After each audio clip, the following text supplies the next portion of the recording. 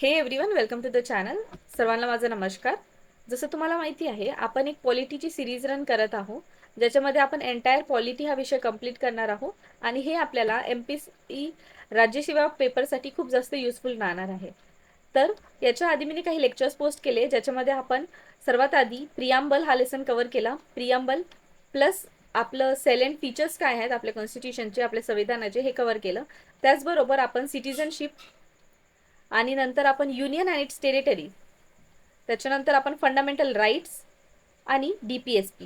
ठीक आहे, तर हे 5 लेसन आपले कव्हर झालेले आहेत. तर याची जी व्हिडिओ जर कोणी नसेल बघितलं तर त्याची लिंक मी डिस्क्रिप्शनमध्ये देऊन देणार, ते तुम्ही क्लिक करून जे आहे रेफर करू शकता.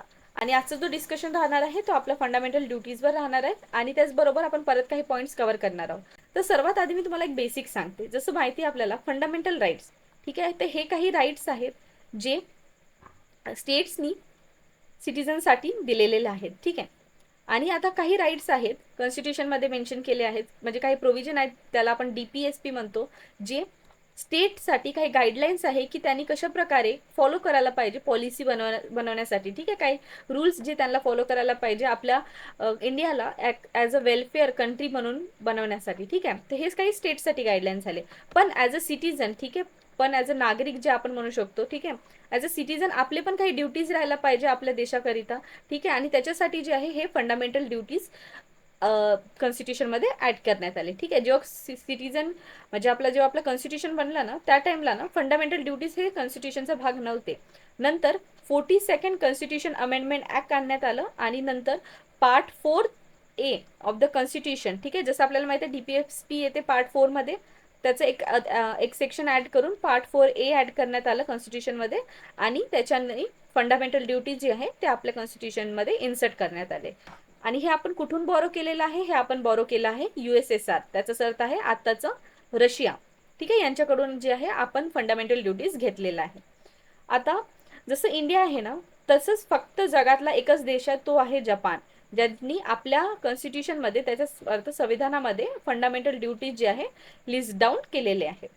आधी काय असायचं? आधी असायचे 10 फंडामेंटल ड्युटीज, पण नंतर एक कॉन्स्टिट्यूशन अमेंडमेंट आलं 2002मध्ये, त्यालाच आपण म्हणतो 86 कॉन्स्टिट्यूशन अमेंडमेंट.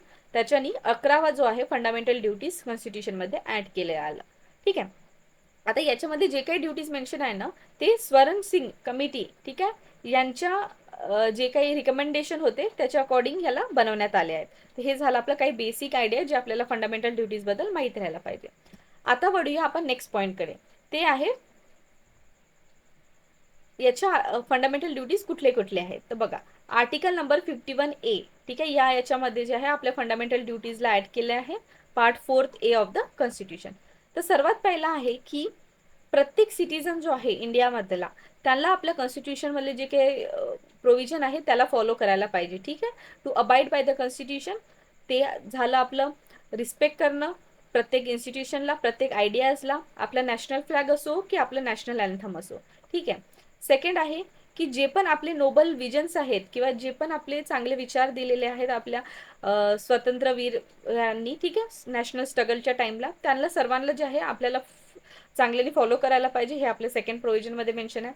त्याच्यानंतर to uphold and protect the sovereignty, unity and integrity of the India. ठीक आहे, तर आपली सोव्हरेनिटी, आपली युनिटी आणि इंटिग्रिटी हे तिन्ही जे आहेत आपल्याला प्रोटेक्ट करायला पाहिजे. आता हे कुठल्या पार्टमध्ये मेन्शन आहे तुम्हाला आठवत असेल, जेव्हा मी प्रियांबल शिकवलं होतं. ठीक आहे, प्रियांबल ज्यांनाही बाय हार्ट असेल, ठीक आहे, सर्वांनी लर्न करून घ्यावं, कारण की इम्पॉर्टंट आहे प्रियांबल माहीत असणे. कदाचित प्रश्न पण बनू शकतो. बघा, प्रीमध्ये नाही बनला ना तरी मेन्समध्ये ना प्रियांबल रिलेटेड काही प्रश्न येऊ शकते. त्याच्यामुळे ना प्रियांबल चांगल्याने लर्न करून घ्या. आणि हे जे प्रोव्हिजन आहे सोव्हर्निटी, युनिटी, इंटिग्रिटी, हे सर्व प्रियांबलमध्ये डेफिनेटली मेन्शन केलेले आहेत.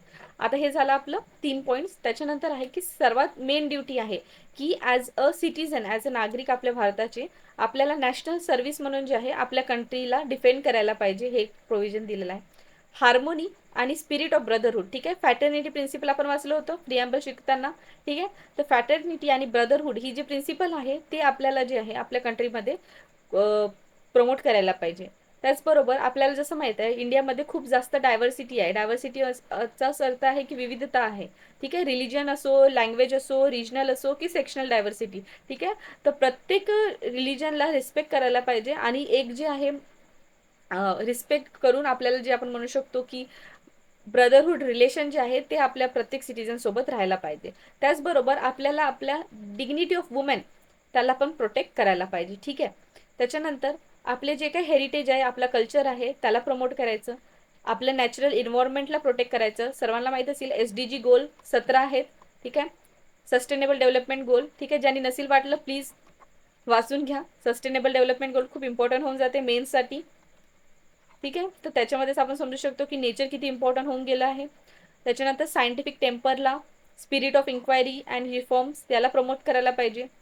सेफगार्ड करायला पाहिजे पब्लिक प्रॉपर्टी आणि कुठल्याही प्रकारे हार्म नाही करायला पाहिजे. पण आपल्याला माहिती आहे कुठं ना कुठं नेहमीच दरवर्षी आपण म्हणू शकतो दर महिन्यात कुठं ना कुठं व्हायलन्सची जी स्थिती आहे आपल्या कंट्रीमध्ये होत आहे, ही खूप खूप बेकार गोष्ट आहे आपण म्हणू शकतो. कारण की इंडिया ॲज अ कंट्री आपल्याला त्याचं रिस्पेक्ट करणे खूप जास्त इम्पॉर्टंट होऊन जाते आणि कुठल्याच प्रकारचं व्हायलन्स जे आहे ते कंट्रीमध्ये नाही व्हायला पाहिजे, याची दक्षता ॲज अ सिटीजन म्हणून आपल्याला घ्यायला पाहिजे. ठीक आहे, तर हे एक पॉईंट आपल्याला मेन्शन इथं केलेला आहे. त्याच्यानंतर प्रत्येक sphere of individual and collective activity, ठीक आहे, ह्याला आपल्याला प्रमोट करायला पाहिजे. आणि लास्टमध्ये आहे जे कॉन्स्टिट्यूशन अमेंडमेंट 86ने ॲड केलेलं आहे, ते आहे की एज्युकेशनची ऑपॉर्च्युनिटी जी आहे प्रत्येक चिल्ड्रन्सला प्रोव्हाइड केली पाहिजे between the age of 6 and 14. ठीक आहे, तर हे झालं आपलं बेसिक फंडामेंटल ड्युटीज. तर आपल्याला माहिती आहे 10 होते, आता काय आहे 11 झालेले आहेत 86 कॉन्स्टिट्यूशन अमेंडमेंट ॲक्टने. आता बघूया काही फीचर्स आणि कॅरेक्टरिस्टिक्स कसे आहेत आपल्या फंडामेंटल राईट्सचे. ठीक आहे, हे कशासाठी इम्पॉर्टंट आहे, हे मेन्ससाठी इम्पॉर्टंट आहे. ठीक आहे, प्रिलिम्स पॉईंट ऑफ व्ह्यूने बघते इतकं इम्पॉर्टंट आहे की कुठले कुठले फंडामेंटल ड्युटीज इथे मेन्शन्स आहेत. ठीक आहे, त्याचबरोबर कुठलं हे जे बेसिक मी तुम्हाला सांगितलं रशियाकडून घेतलेलं आहे 42nd कॉन्स्टिट्यूशन अमेंडमेंटने ॲक्ट करून जे आहे आपल्या फंडामेंटल ड्युटी इन्सर्ट केलेलं आहे. जपान एक असं कॉन्स्टिट्यूशन आहे ज्याच्यानी आपण म्हणू शकतो जे इंडियानंतर दुसरा एक कॉन्स्टिट्यूशन ज्याच्यामध्ये fundamental duties properly list down केलेलं आहे. पहिले 10 फंडामेंटल ड्युटीज होती, 86 कॉन्स्टिट्यूशन अमेंडमेंट ॲक्टनी 11 फंडामेंटल ड्युटीज ॲड केलेलं आहे. स्वरण सिंग कमिटी काय आहे हे लक्षात ठेवायला पाहिजे. हे बेसिक पॉईंट आणि हे सर्व या पेजमध्ये जे दिले आहे. ठीक आहे, काय काय येते फंडामेंटल ड्युटीजमध्ये ते सर्व आपल्याला माहीत पाहिजे प्रिलिम्स पॉईंट ऑफ व्ह्यूने. आता मेन्स पॉईंट ऑफ व्ह्यूने आपल्याला माहीत पाहिजे की कशी कॅरेक्टरिस्टिक आहे आपल्या फंडामेंटल ड्युटीजची. तर फंडामेंटल ड्युटीज कुठं ना कुठं आपले इंडियनचे व्हॅल्यूज प्रमोट करतो. ठीक आहे, जसं आपण इथं म्हटलं आहे आपलं रिच हेरिटेजला प्रोटेक्ट करा. ठीक आहे, कंपोजिट कल्चरला प्रोटेक्ट करा. आपल्याला माहिती आहे की वुमेन्स, ठीक आहे, स्त्रियांचा सन्मान करायला पाहिजे, त्याची डिग्निटीला जे आपल्याला प्रोटेक्ट करायला पाहिजे. ठीक आहे, हे वाली व्हॅल्यूज ते कुठं ना कुठं आपले इंडियन जे ट्रॅडिशन आहे त्याला प्रमोट करतो. सेकंड आपण बघितलं तर आपले मोरल आणि सिविक ड्युटीला प्रमोट करतो. जसं की इथं मेन्शन आहे की सेफगार्ड करायचं पब्लिक प्रॉपर्टी, कुठल्याच प्रकारचं हार्म नाही करायचं, सायंटिफिक टेम्परला प्रमोट करायचं, ह्युमॅनिझमला प्रमोट करायचं, स्पिरिट ऑफ इन्क्वायरीला प्रमोट करायचं.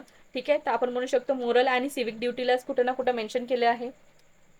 आणि लक्षात ठेवा आपलं जे हे फंडामेंटल ड्युटीज आहे ते फक्त सिटीजनसाठी आहेत. ठीक आहे, कुठल्याच प्रकारच्या फॉरेनरला हे जे ड्युटीज अप्लिकेबल नाही. त्याच्यानंतर याच्यामध्ये आपल्याला आपण म्हणू शकतो एक लॉ अबाइडिंग सोसायटी, एक अशी सोसायटी जे लॉजला फॉलो करते तशी सोसायटी बनण्याचं जे मेन मोटिव्ह या फंडामेंटल ड्युटीज थ्रू जे आहे मेन्शन केले गेलेलं आहे. आपल्याला माहित आहे सोव्हिएट युनियन, आता मी जसं सांगितलं USSR, त्याचंच अर्थ आताची रशिया, यांच्याकडून आपण हे सोर्स म्हणजे घेतला आहे. त्याचबरोबर गांधीजी आहेत त्यांचे काही थॉट्स पण याच्यामध्ये मेन्शन्स आहेत. आणि एक गोष्ट लक्षात ठेवा, जसं मी तुम्हाला सांगितलं फंडामेंटल राईट्स हे जे आहेत ते जस्टिसेबल इन नेचर आहेत. ठीक आहे, fundamental DPSP non justiciable in nature. त्याचबरोबर फंडामेंटल ड्युटीज ते पण नॉन जस्टिशिएबल नेचर. आता जस्टिशिएबल सर्वांना आठवत असेल की त्याचाच अर्थ आहे की ते आपण आपल्याकडे कुठलीच पॉवर नाही आहे की आपण कोर्टमध्ये जाऊन म्हणू शकतो की हे जे आहे फंडामेंटल म्हणजे फंडामेंटल ड्युटीज जे आहे प्रॉपरली फॉलो नाही होत आहे. ठीक आहे, आपल्याला त्याला इम्पोज करण्यासाठी कुठलंच म्हणजे कोर्टमध्ये जाण्याची पॉवर नाही आहे. ठीक आहे, ह्याचाच अर्थ असते की जस्टिशिएबल इन नेचर असणे. ठीक आहे, तर फंडामेंटल राईट जे आहे त्याला इम्प्लिमेंट करण्यासाठी आपण कोर्टमध्ये जाऊ शकतो, पण DPSP आणि फंडामेंटल ड्युटीज इम्प्लिमेंट करण्यासाठी आपण कोर्टमध्ये जाऊ शकत नाही. ठीक आहे, तर याचाच अर्थ असते जस्टिशिएबल आणि नॉन जस्टिशिएबल. तर हे झालं आपलं काही बेसिक पॉईंट. ठीक आहे, तर हे झाले आपले मेजर कॅरेक्टरिस्टिक काय आहे फंडामेंटल ड्युटीजचे. आता बघूया critics of a fundamental duties. ठीक आहे, काय निगेटिव्ह पॉईंट आहे. आता तर आपण पहिले पॉझिटिव्ह बघून घेतलं, सिग्निफिकन्स बघून घेतलं. ठीक आहे, आता आपण बघू काही नॉन म्हणजे क्रिटिक्स पॉईंट काय आहे फंडामेंटल ड्युटीजचे. तर सर्वात आधी आहे की नॉन जस्टिशेबल इन नेचर. ठीक आहे, आपण कुठल्याच कोर्टमध्ये जाऊ नाही शकत जर ते फॉलो झाले नाही तर. ठीक आहे, पण as a citizen, as a moral duty आपल्या सर्व सिटीजनला जे आहे आपले कॉन्स्टिट्यूशनचे राईट्स म्हणजे जे ड्युटीज आहे त्याला फॉलो करायला पाहिजे. सेकंड आहे लिमिटेड स्कोप, काही इम्पॉर्टंट ड्युटीज जे आहे ते मेन्शन केले नाही आहेत. त्याच्यानंतर आहे लिस्ट, आपण ऑब्व्हियसली 11 फंडामेंटल ड्युटीज आहेत, तर हे फक्तच 11 जे आहेत आपले काम आहेत का. ठीक आहे, ॲज अ ड्युटी म्हणून आपल्याला सिटीजन म्हणून फॉलो करायला पाहिजे का. ठीक आहे, म्हणून आपण म्हणू शकतो एक होलिस्टिक जे आहे ड्युटीज याच्यामध्ये कव्हर नाही आहे, म्हणून आपण म्हणतो की हे एक नॉन एक्झॉस्टिव्ह लिस्ट आहे. त्याच्यानंतर सब्जेक्टिव्हिटी खूप आहे, ॲम्बिग्विटी कुठे ना कुठं होऊन जाते. ठीक आहे, क्लिअरिटी नाही आहे. लँग्वेज आपण म्हणू शकतो एक वेग लँग्वेज आहे. ठीक आहे, खूप जास्त मल्टिपल इंटरप्रिटेशन होऊ शकते. ठीक आहे, मला काय या लाईन्समधून समजत आहे, तुला काय लाईन्समधून समजत आहे. ठीक आहे, अशा प्रकारे डिफरंट जे आहे इंटरप्रेट करू शकतो आपण. त्याच्यामुळे आपण म्हणू शकतो की कुठे ना कुठं सब्जेक्टिव्हिटी आहे आणि ॲम्बिग्विटी जी आहे आपल्या फंडामेंटल ड्युटीजच्या लाईनिंग्समध्ये आहे असं म्हटलं जाते. ठीक आहे, ते हे क्रिटिक्स पॉईंट येऊन जाते. इन्फोर्सेबल राईट इश्यू, जसं मी सांगितलं इन्फोर्सेबल नाही आहे कुठल्याच कोर्ट ऑफ लॉमध्ये. Infringement of autonomy and imbalance with the rights. ठीक आहे, तर हे 2 पॉईंट पण आहेत. हे झालं आपलं क्रिटिक्स काय आहे आपल्या फंडामेंटल ड्युटीजचं. आणि लास्टमध्ये बघा, जरीही हा एक कन्क्लुजन आहे, ते त्याच्या आधी मी तुम्हाला पॉईंट सांगते. एक नाही का वर्मा कमिटीमधून आली होती, 1999ला ही इस्टॅब्लिश केली गेली होती. याच्यामध्ये ना याचं मेन एम होतं की काही असे लिगल प्रोव्हिजन बनवायला पाहिजे. ठीक आहे, लिगल प्रोव्हिजन म्हणजे कुठला पण लॉ आणायला पाहिजे ज्याच्याने आपण जे आहे फंडामेंटल ड्युटीजला कुठं ना कुठं ऑन ग्राउंड, ठीक आहे, ग्राउंड रियालिटीमध्ये इम्प्लिकेबल म्हणजे अप्लिकेबल प्रॉपरली करू शकेल त्याच्यासाठी. ठीक आहे, तर हे गोष्ट लक्षात ठेवा, वर्मा कमिटी. आणि आपल्याला मी जसं आधीच सांगितलं होतं Swaran Singh committee fundamental fundamental ड्युटीजसाठी त्यांनी रिकमेंड केलं. ठीक आहे, तर वर्मा कमिटी एक आहे आणि स्वरण सिंग कमिटी एक आहे, हे 2 कमिटीज. हे झालं आपलं बेसिक फंडामेंटल ड्युटीजचं डिटेल. आता बघा, कितीही झालं तरी जेव्हा आपण मेन्समध्ये ना कन्क्ल्युजन लिहिणार तर try to make the conclusion more optimistic. ठीक आहे, पॉझिटिव्ह वेनी थोडंसं जे तुमचं कन्क्ल्युजन आहे ते राहायला पाहिजे. त्याचबरोबर आपण आता जसं याचंच बघून घ्या, डिस्पाईट सम क्रिटिसिझम. ठीक आहे, जरी की काही निगेटिव्ह पॉईंट्स असले आपल्या फंडामेंटल ड्युटीजमध्ये, तरी पण ते कुठं ना कुठं आपलं एक जे सिविक नेचर आहे किंवा एक सोशल कोहिजन आहे त्याला प्रमोट करते. ठीक आहे, म्हणून ॲज अ रिस्पॉन्सिबल सिटीजन आपल्याला जे आहे फंडामेंटल ड्युटीजला फॉलो करायला पाहिजे.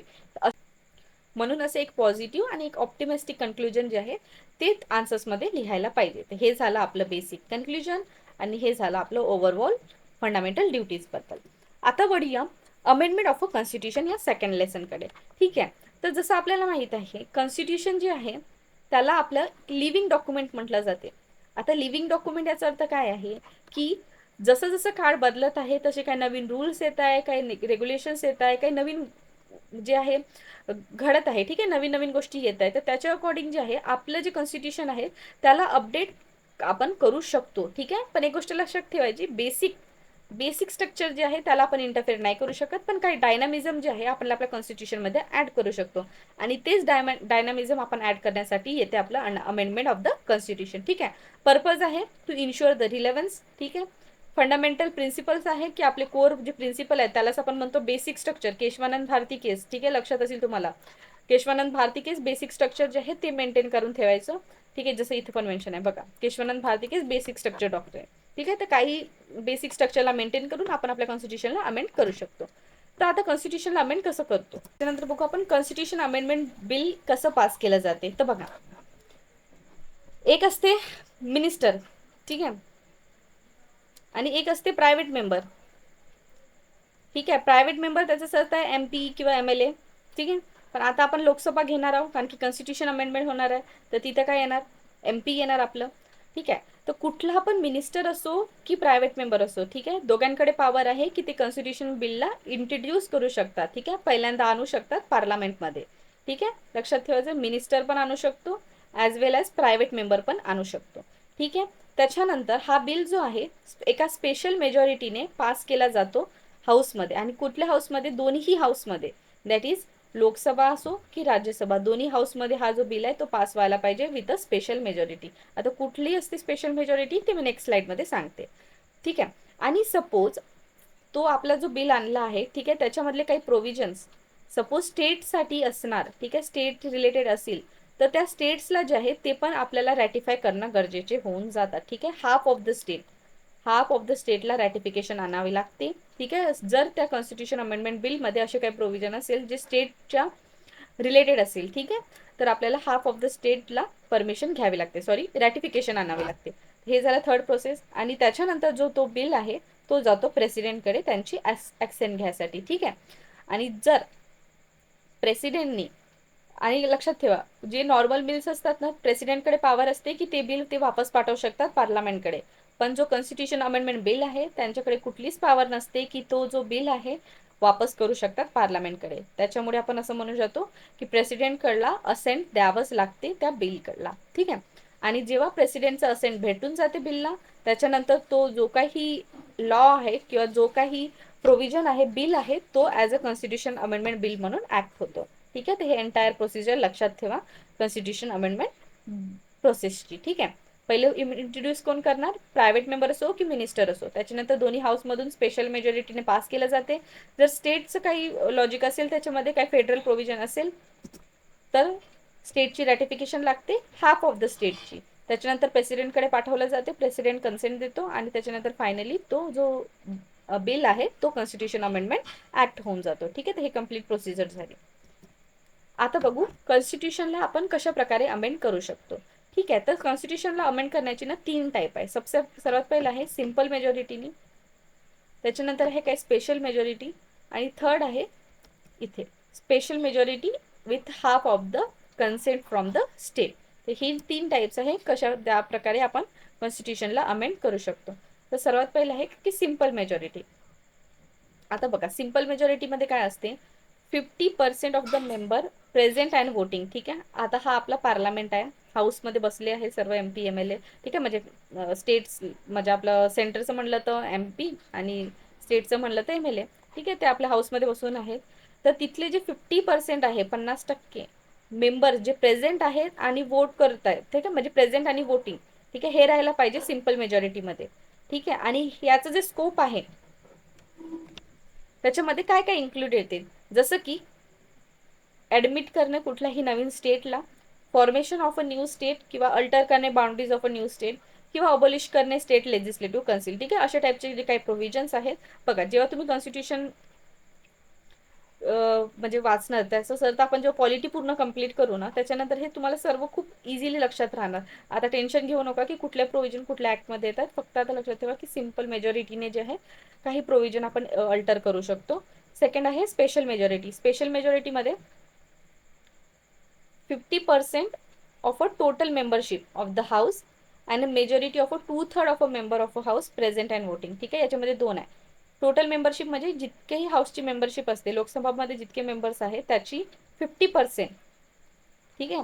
आणि त्याच्यानंतर 2/3 जे प्रेझेंट आहे आणि वोटिंग करू शकतात. ठीक आहे. त्यांची मेजॉरिटी, हे दोन मेजॉरिटी मिळून जे आहे स्पेशल मेजॉरिटी बनते.